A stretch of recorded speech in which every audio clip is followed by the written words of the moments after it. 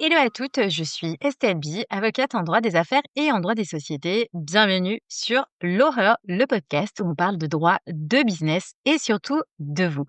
J'ai décidé d'inaugurer dans le podcast des épisodes dits cas clients pour vous donner les bons réflexes si vous vous retrouvez dans cette situation.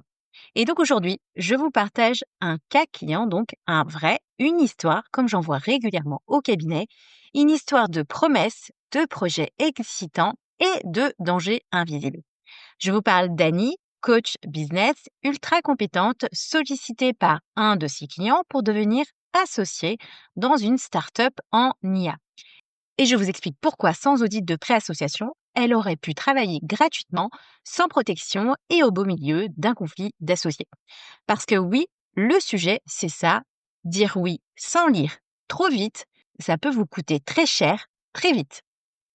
Alors, Annie pensait effectivement vivre une opportunité en or comme ça peut l'arriver à nombreux de mes clients.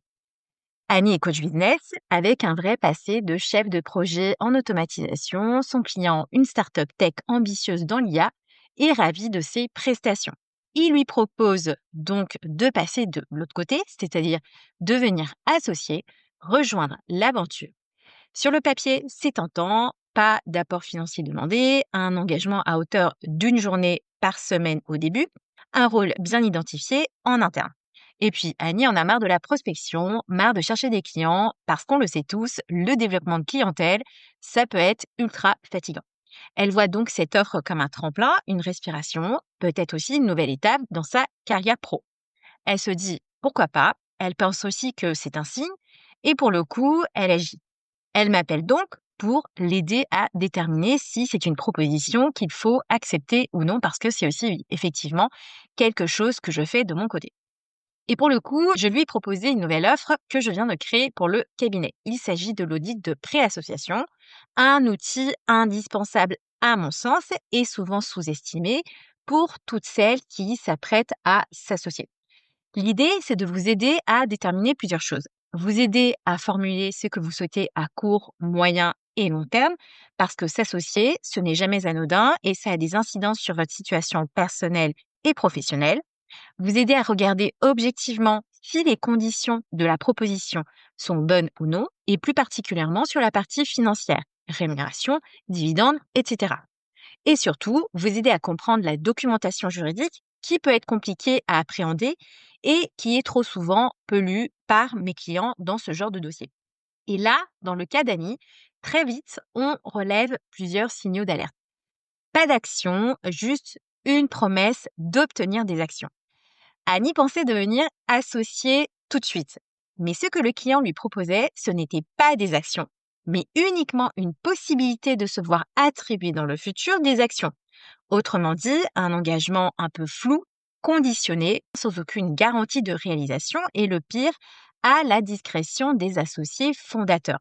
Et ça fait une sacrée différence parce qu'elle aurait pu bosser des mois sans jamais rien détenir juridiquement parlant. Ensuite, autre signaux d'alerte, zéro rémunération prévue. Aucune clause ne précisait sa rémunération et par ailleurs, aucune discussion n'avait été initiée sur le sujet au moment où les associés fondateurs lui avaient proposé de s'associer. Et non, être associé ne veut pas dire être payé tout de suite pour son travail. On peut détenir des parts sans versement de revenus et on peut travailler sans salaire si ce n'est pas expressément prévu. Et devinez quoi, dans le cas d'Annie, c'était clairement le cas. Autre signal d'alerte, un rôle flou, aucun moyen octroyé. Alors, je rappelle, Annie devait devenir chef de projet automatisation dans cette start-up justement, mais sans budget, sans équipe, sans moyens pour atteindre ses objectifs. Et c'était d'autant plus important d'en discuter parce que la start-up s'apprêtait à lancer une V1 de leur projet en comptant sur ma cliente Annie. Et donc, en réalité, c'était plutôt un espèce de titre sans réelle substance. Vous voyez, c'était un peu comme une fiche de poste sans vraiment une vraie réflexion à avoir derrière sur comment faire pour faire en sorte que justement Annie puisse atteindre ses objectifs. Autre sujet, donc des doutes sérieux sur la question de la propriété intellectuelle. Et donc le projet IA reposait sur des briques développées par une myriade de prestataires, de développeurs. Alors, le problème, c'est que aucune clause dans les contrats ne garantissait que la start-up détiendrait bien les droits d'auteur ou la propriété intellectuelle. Donc, les fameuses actions que qu'Annie pensait obtenir auraient été des parts d'une société qui ne détiendrait elle-même pas ses propres assets. Autrement dit, aucune valeur. Donc, quel est l'intérêt pour Annie aujourd'hui de récupérer des actions dans une société qui, en fait, techniquement, ne détiendrait en réalité aucune technologie. Donc, et Dieu sait si c'est important, justement, dans ces boîtes dédiées à la tech. Et ensuite, enfin, cerise sur le gâteau, un conflit d'associés larvés que j'ai réussi donc à mettre en évidence parce qu'en posant quelques questions, je comprends également qu'il y a un risque de conflit entre les associés historiques, silencieux à date, mais potentiellement réels. Et que donc Annie allait être parachutée au milieu de cette tension sans comprendre les enjeux de pouvoir qui se jouaient en coulisses. Et donc, ce qu'on a fait, c'est justement reprendre le lead. Et donc, on a pris une décision très simple, elle et moi, en travaillant ensemble. Donc, déjà, c'était de stopper clairement l'élan et de poser clairement les conditions de cette association. Tout d'abord, négocier une rémunération. On peut travailler effectivement pour une opportunité en devenant associé, mais encore faut-il que ce soit OK pour vous. Et en l'occurrence, dans le cas d'Annie, ça ne l'était pas. Exiger aussi des moyens sur le nouveau poste proposé dans la startup, donc typiquement budget, visibilité sur les KPI, définition précise donc de son rôle. 3e sujet, clarifier également son statut, pas de belles promesses d'attribution d'actions dans le futur, mais une réelle acquisition d'actions à date actée dans une documentation juridique solide. Et évidemment, demander un pacte d'associés structuré qui va donc venir régler la gouvernance, les droits et les obligations entre Annie et les autres associés.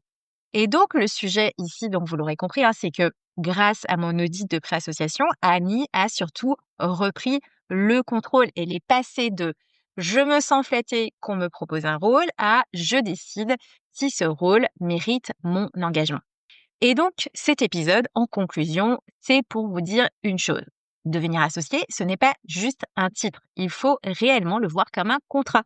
On vous propose une place autour de la table, donc c'est super, évidemment, mais surtout, demandez des précisions sur les règles du jeu avant de vous y asseoir. Parce que les actions qu'on vous promet ne sont peut-être que des promesses dans le vide, c'est-à-dire rien. Parce que votre rôle dans la boîte peut être flou, parce que le business aussi peut reposer sur du vent. Et surtout parce que, évidemment, vous valez mieux que tout ce que je viens de citer. Si vous êtes dans cette situation ou que vous sentez que ça vous pend au nez, je vous invite à me contacter pour un audit de pré-association. C'est un accompagnement court, ciblé et qui peut vous éviter des mois de travail gratuit, des années de litige ou encore la dévalorisation de votre propre expertise. Et si cet épisode vous a parlé, partagez-le à une amie entrepreneur. On connaît toute une Annie dans son entourage. J'espère que vous aurez aimé cet épisode cas client. On se dit à très vite dans l'Oher. Prenez soin de vous et surtout, protégez-vous avant qu'il ne soit trop tard.